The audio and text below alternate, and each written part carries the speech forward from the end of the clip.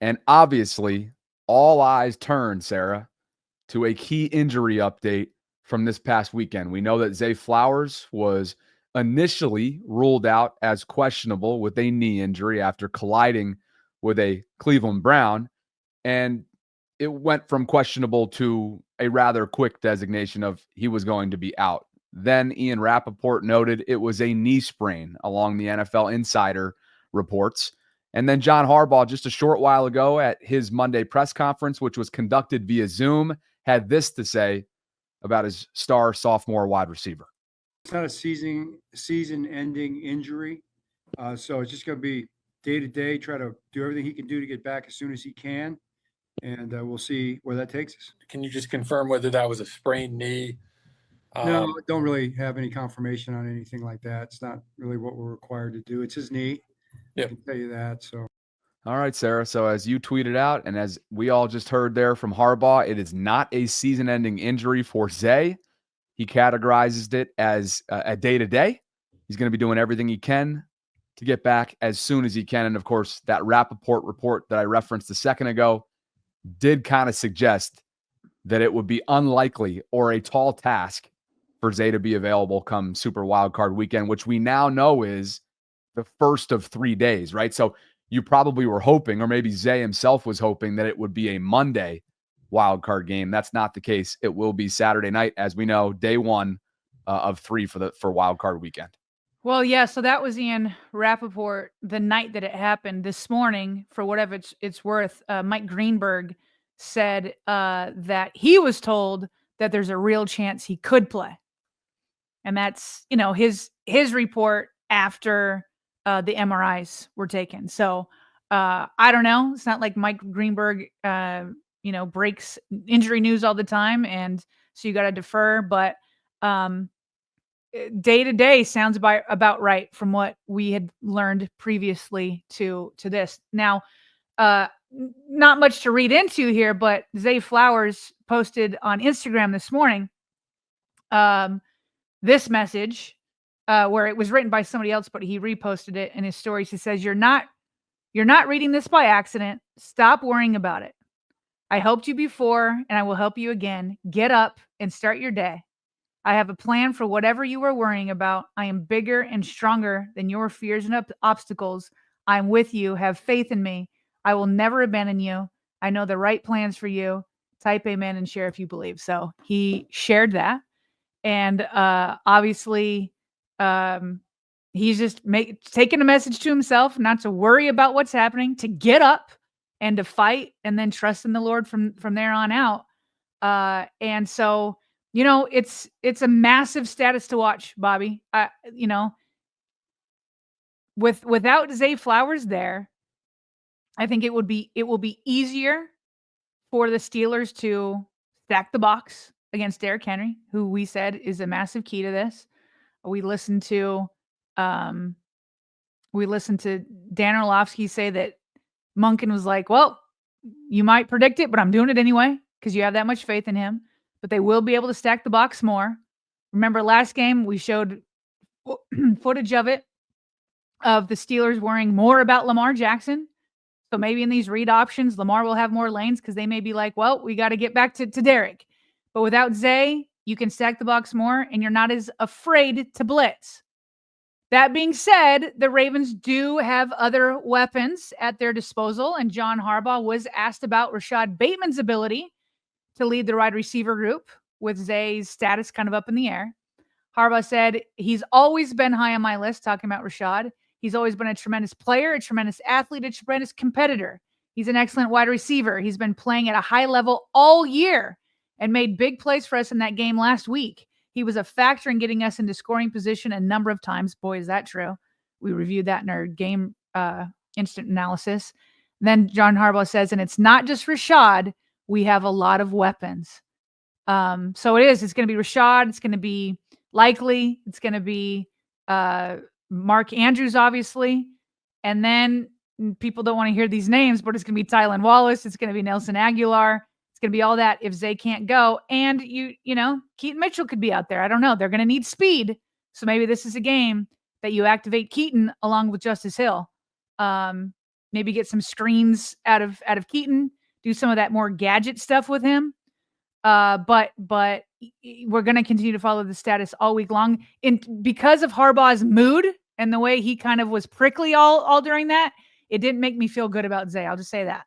Sure. Yeah, no, and we'll get to that in just a second here. He kind of pulled out his inner Greg Popovich, to use a NBA reference, one-wording some of the reporters that were just trying their best to get some questions in today via Zoom. But I will say this. If history repeats itself, Mark Andrews is going to be a non-factor in this game. Pittsburgh sells out to contain Mark Andrews at all costs. And so whether that's Isaiah or, to your point, Rashad and the other supporting cast members, this will be a team effort. And guess what? Rashad Bateman has never been more poised to be that guy right now in this moment. Coming off career numbers in just about every single category. He had 4 touchdowns combined in his first 3 seasons. He finished with 9 in the regular season this year. He had 756 yards receiving, as we mentioned on our show, to complete things over the weekend.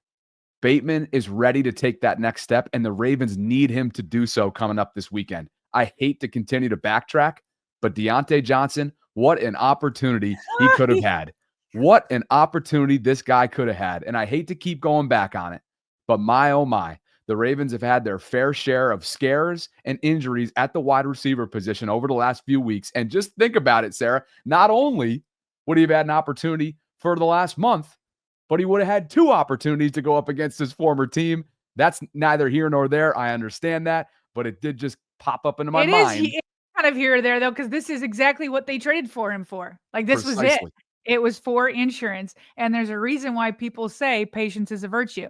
Now, he will probably be out there in the wild card weekend, but with Houston.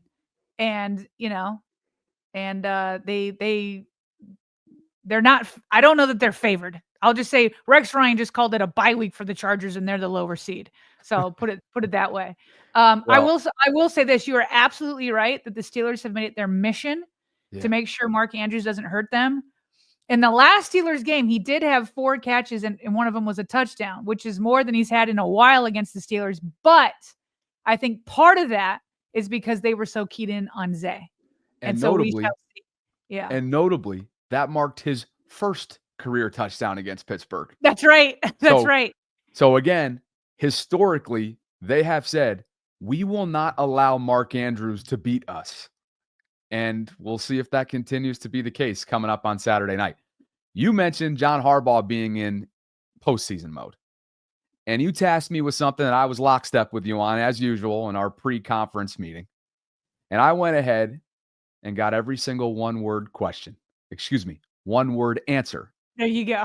To some questions that he was posed earlier today during his Zoom call press conference.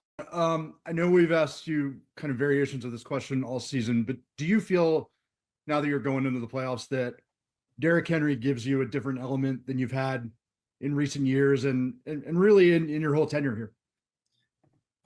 Yes. Don, a big narrative, of course, this week will be Lamar and his 2-4 record in the playoffs. I know you've always used the term a lot of times about how players kind of get calloused, how they get have to go through some experiences, whether physically. Do you think Sarah, look at his face. He's not, is it Shiven or Shaven? He's not Shiven today. He is like, how much longer do I have to listen to this speech before you get to the question? Like, he's like, I've been all weekend watching tape. We've been putting together a game plan. I know this is part of the job, but I do not want to be here. Look at that. Look, as 2 folks who have been a part of these situations over the years throughout our careers, in past lives at this point, we do not envy any reporter that sat on that Zoom call today. It is an impossible task when Harbaugh enters prickly mode. And we get it. It's postseason. You don't criticize him for it. It's impossible to do your job at a high level in these moments. Here's the rest of the clip that I compiled. Past experiences that Lamar has had, will that serve him well going forward? Yes. Coach, I don't know if this will elicit an elaborate answer, but Lamar said after the game the other day was sort of a T-shirt and hat game, and he's really focused on what's ahead. Is that sort of the team focus and your focus and sort of the message? Yes. Jerry understood there. Jerry Coleman was the last question. He goes, not sure if this is going to elicit a response or anything. Well, that certainly set John up to give it another one, which was, again, a classic Greg Popovich where you try to ice the sideline reporter so you can get back to your bench to coach a game. Harbaugh wanted nothing to do with today's Monday Zoom call. He's snowed in. He's getting ready for his rival game. It's the fourth or fifth time they've done this in the postseason against Pittsburgh. One of those two, I can't remember. I think it's 4. But regardless, he has entered LeBron James used to call it 0 dark 30 mode activated entering the NBA postseason. I believe that's exactly where John Harbaugh is right now. And can you blame him? No, I honestly can't. This is his version of locked in. We've seen the Derrick Henry and the Lamar Jackson locked in, but this is John Harbaugh locked in, putting together a game plan. And again, like I said, and I could be wrong, but like his mood made me think that maybe Zay isn't looking good for Saturday. We'll see if I'm wrong about that. But you could juxtapose, Bobby, his facial expressions in that versus what we showed off the top with Derrick Henry and his locker room speech, where Harbaugh's face with Derrick is like, oh, let's go. Like, put me in, coach, put myself in. Whereas with this one, it's just like, I can't believe. Yeah. And Bobby, I'll say this also for the media, and these are always learning moments, right? Like, again, I am not criticizing the media whatsoever. That is, it's like you can feel the cold. Like it's snowy throughout the East Coast and Midwest. And it may be because of John. It's just, he's so cold. He's so icy that it's cold all over the East Coast. But a learning moment for media is when John Harbaugh's in that mood, or anybody's in that kind of mood, do not ask yes or no questions. Do not ask yes or no. Like a lot of times they're just nice and they get where you're going. And so they'll say, yeah, and then they'll elaborate. But when he's in that icy mood, you cannot ask yes or no questions. Woo! Yep. Woo. Without question. Here is a couple other notes from his presser. He declined to comment on whether he's been asked permission from other teams to interview potential coordinators or assistants of his throughout the organization for head coaching vacancies. And of course, we will get to a lot of those new vacancies within the last 24 hours or so coming up in quick hits. But he said, hey, if I had it, I would announce it, and then kind of almost deferred to the insiders. So maybe this starts to kind of trickle out throughout the week if indeed some of these organizations that are head coach needy would maybe be interested in calling up Todd Monken because of this historic season that he's helped cultivate as the play caller. Yeah, this was another one of his icy answers. He's like, if I had gotten a request, I wouldn't share it with you. He's like, you guys are just gonna have to wait for the insiders. Like they're the reporters, and he's like, go check the insiders. I think he's referring to like Schefter and Ian Rappaport and all that kind of stuff. So, but I'll just say, I would be shocked if Zach Orr got some inquiries, not because he won't be worthy and certainly could be one day, but this was his rookie year as a defensive coordinator. He already was on the shooting up trajectory of a stock market trajectory of going up. Very fast, very young defensive coordinator, but he obviously had his obstacles, and the defense wasn't good until week 11.